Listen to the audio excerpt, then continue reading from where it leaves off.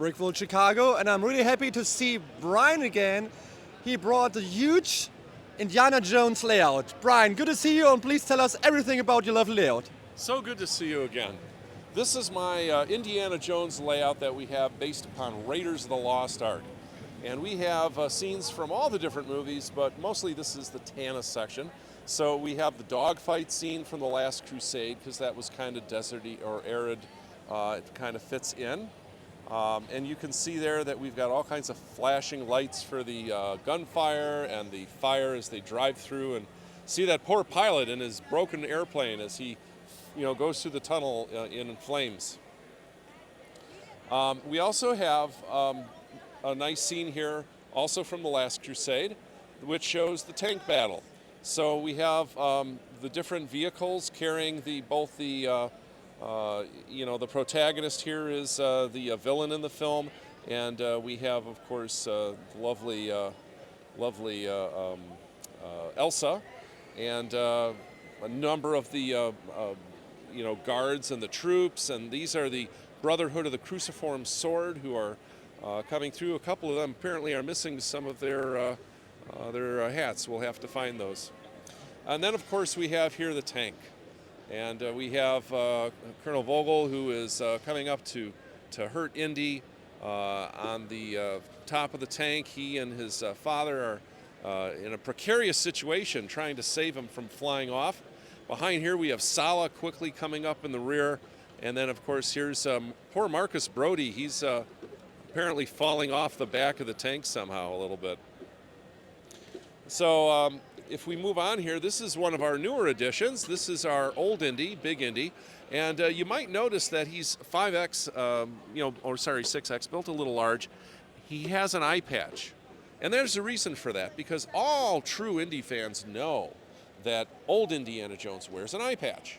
Because in 1992, in the Young Indiana Jones television series, they showed a 80-year-old Indy who wore an eye patch. That was portrayed by George Hal at the time. Over here we have the flying wing. Now this is the scene where Indy comes out of the area from the Well of the Souls and comes down to the flying wing where they're trying to fly it out of Tanis. So this actually is motorized. We have the engines working, and we also have Marion, who just knocked out the producer of the film. Actually, that was Frank Marshall in the actual movie, while Indy and the German boxer were fighting there. And if you look carefully in front, you'll see that we have a film crew filming it, along with director Steven Spielberg, of course. Little secret, Steven Spielberg, when they filmed in Tunisia, was the only person on the crew that didn't get sick, because he had all of his food flown in. It was all canned. So this is a real hit. Everybody likes it, and we put some little humorous details in. For instance, we have this over here is this radio control, soldiers operating this remote control flying wing that looks just like the real one. And then if we move on here to the right, you'll see that there's some vehicles from the area.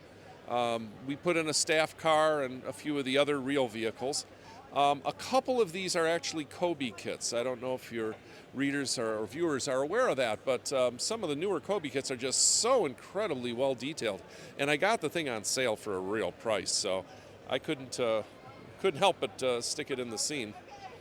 And then here we have some cartoon characters who, for some reason, are in this scene. I'm not sure why, but Now here we have a train coming through. You'll notice all the horses. This is because this particular train is from the movie Lawrence of Arabia. Anybody who's seen it will remember the magnificent scene with the horse train as they steal it.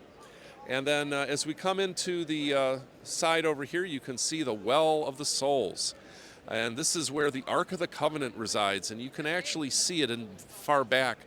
Indy and his friend Sala are trying to get to it.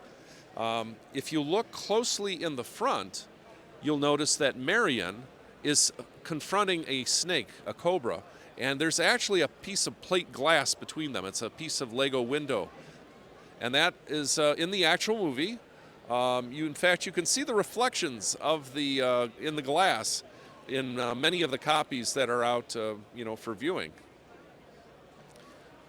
But this is a real favorite, and we've added a couple details here. You might remember this little section here from the Lego set. They included the little Easter egg with R2-D2 and C-3PO, just like in the movie. So, and then lastly, we have over on this side the truck chase. And if you look here, you'll see that there's a variety of vehicles from the truck chase. Now, mine is not as detailed as some of them. This is a bit older. It needs to be refreshed. But it is quite good. In fact, the staff car at the front is something that I get a lot of compliments on still today, even though it's about 12 years old.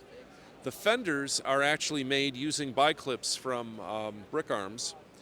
And if you look closely on the front of the truck, you'll notice that the Mercedes logo is present. That is a Lego handle from a steering wheel. And that's Indiana Jones. So, Brian, last thing I would like to know. Indiana Jones 5, big hit? Well, I'm really looking forward to it, and I know an awful lot of people that are. And I can guarantee you this, that if it's a hit, I'm going to have a whole bunch of new trains and vehicles and everything to make. So I'm looking forward to it. See you next time. Thank you.